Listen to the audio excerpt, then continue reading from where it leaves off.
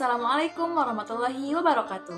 Alhamdulillahirabbil alamin wa bihi nasta'in ala umuri dunya waddin wassalatu wassalamu ala asyrofil anbiya'i wal mursalin wa ala alihi washabihi ajmain.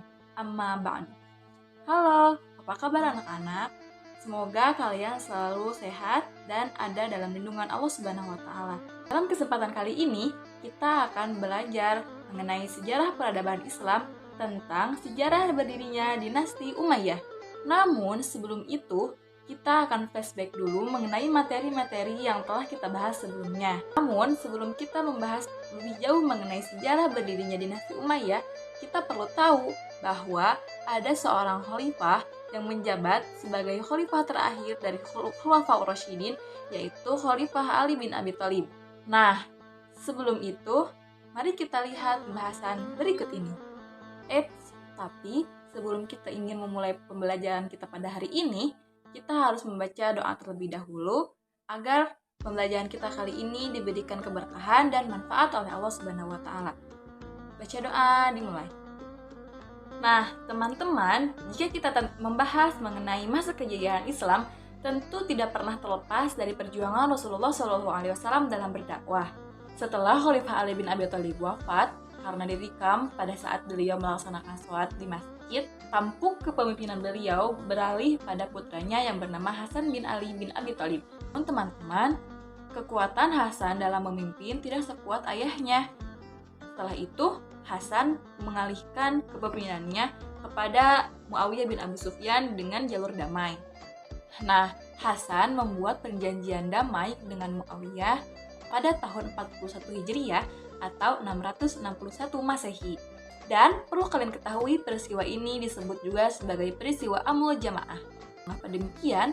Karena pada tahun itu umat Islam menyetujui bahwa hanya ada satu khalifah yang memimpin pada saat itu, yaitu Muawiyah bin Abu Sufyan, dan mendirikan dinasti yang diberi nama dinasti Umayyah.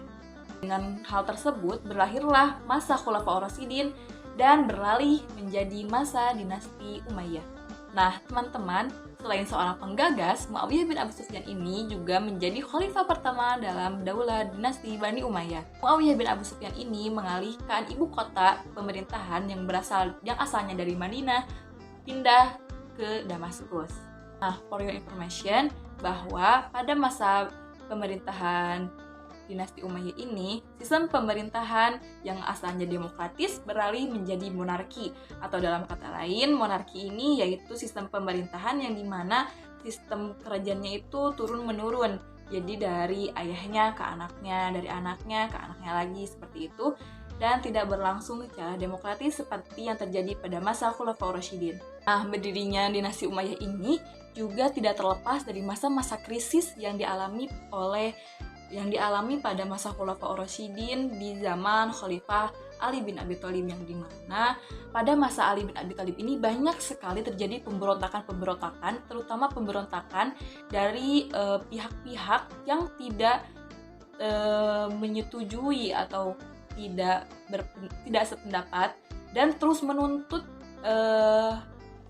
pelaku dari pembunuh Khalifah Utsman bin Affan. Nah, kalian juga perlu tahu nih, akhirnya dinasti Umayyah ini tidak hanya didasari karena kemenangan Muawiyah bin Abi Sufyan dalam perang Siffin, tapi juga atas pemikiran Muawiyah dan juga dukungan dari orang-orang Syuriah. Baik anak-anak, sekarang kita sudah ada di penghujung pembelajaran. Tapi jika pembelajaran ini sudah berakhir, kalian juga harus terus membaca dan mencari-cari informasi tentang sejarah lahirnya dinasti Umayyah ini. Dan untuk mengakhiri pembelajaran kita kali ini, mari kita mengucapkan hamdalah bersama-sama. Alhamdulillahirabbil alamin. Baik, sekian saja dari Ibu, mohon maaf dan terima kasih. Wassalamualaikum warahmatullahi wabarakatuh.